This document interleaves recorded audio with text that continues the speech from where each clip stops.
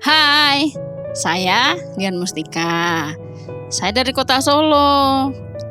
Kali ini saya sedang mengikuti lomba storytelling yang diadakan oleh komunitas lintas.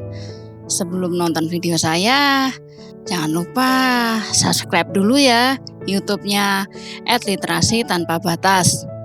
Follow juga Instagram-nya komunitas_lintas dan ikuti Facebook-nya komunitas lintas. Putri Serindang Bulan. Pada zaman dahulu di Provinsi Bengkulu berdirilah sebuah kerajaan yang dipimpin oleh seorang raja yang bernama Raja Mawang. Nah, Raja Mawang itu memiliki 7 orang putri yang sangat cantik. Dan dari ketujuh putri cantiknya itu, putri bungsunya adalah putri yang paling cantik. Namanya Serindang Bulan. Nah, putri Serindang Bulan itu sangat cantik. Dan karena kecantikannya itu, wow, banyak sekali pangeran dari berbagai kerajaan yang datang hendak melamar putri Serindang Bulan. Namun, dari semua lamaran pangeran, tak satu pun yang diterima oleh putri Serindang Bulan. Mau tahu alasannya? Alasannya cuma satu. Putri Serindang Bulan tak mau melangkahi kakak-kakaknya yang belum menikah. Nah, akhirnya hari demi hari berlalu. Dan tanpa terasa, satu demi satu kakak Serindang Bulan pun akhirnya menikah. Dan setelah tiba waktunya, di suatu hari Serindang Bulan pun menikah juga. Dia menikah dengan pangeran yang sangat tampan. Wah, semua orang sangat senang. Raja Mawang senang, dan seisi kerajaan juga senang. Dan saat pernikahan sedang dilaksanakan, tiba-tiba saja terjadi kejadian yang sangat aneh. Mau tahu nggak? Tiba-tiba wajah Serindang Bulan berubah menjadi putri buruk rupa. Kulitnya pun menjadi bersisik seperti ular. Semua orang terkejut. Dan tak hanya itu, sang pangeran pun waktu melihat Serindang Bulan menjadi buruk rupa, segera pergi. Dia membatalkan niatnya untuk menikahi Serindang Bulan.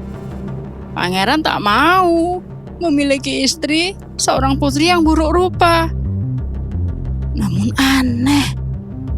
anehnya, setelah pangeran pergi, tiba-tiba saja kecantikan Serindang Bulan menjadi seperti sedia kala.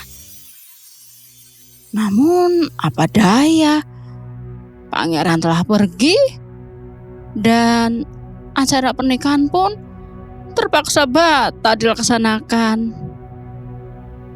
Serindang Bulan menjadi sangat sedih.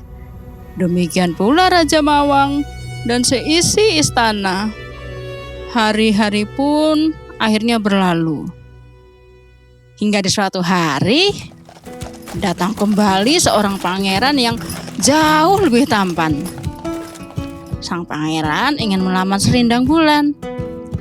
Dengan senang hati, putri Serindang Bulan menerima lamaran sang pangeran. Akhirnya acara pernikahan pun kembali dilaksanakan.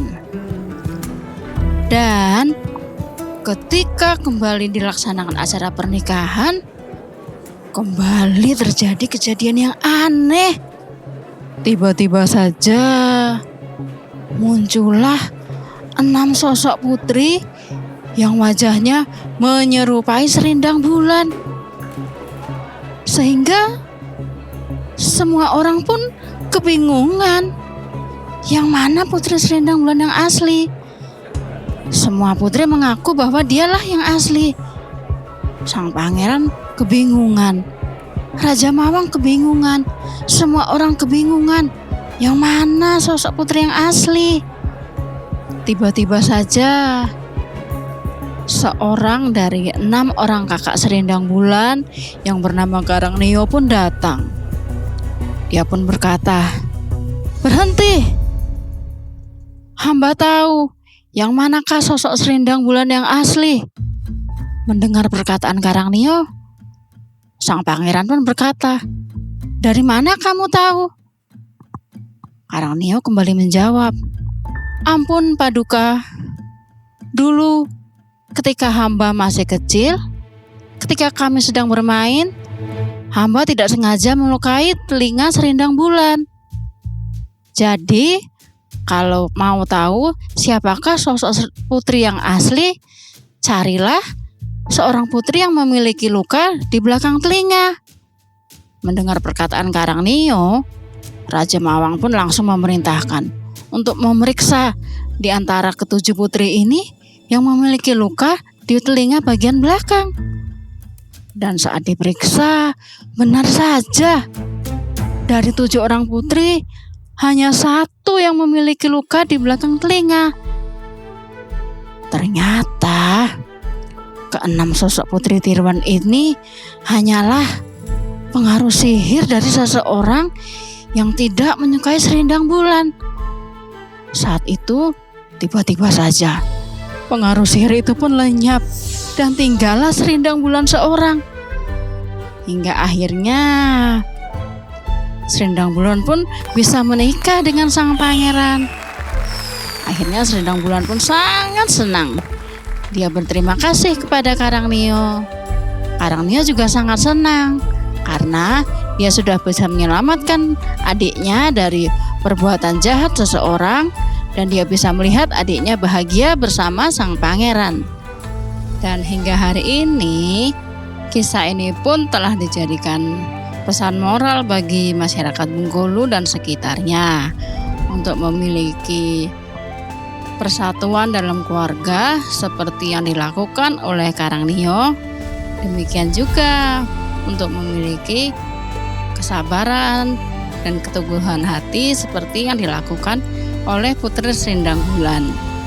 Demikian cerita yang telah saya sampaikan. Semoga teman-teman terhibur dan terinspirasi.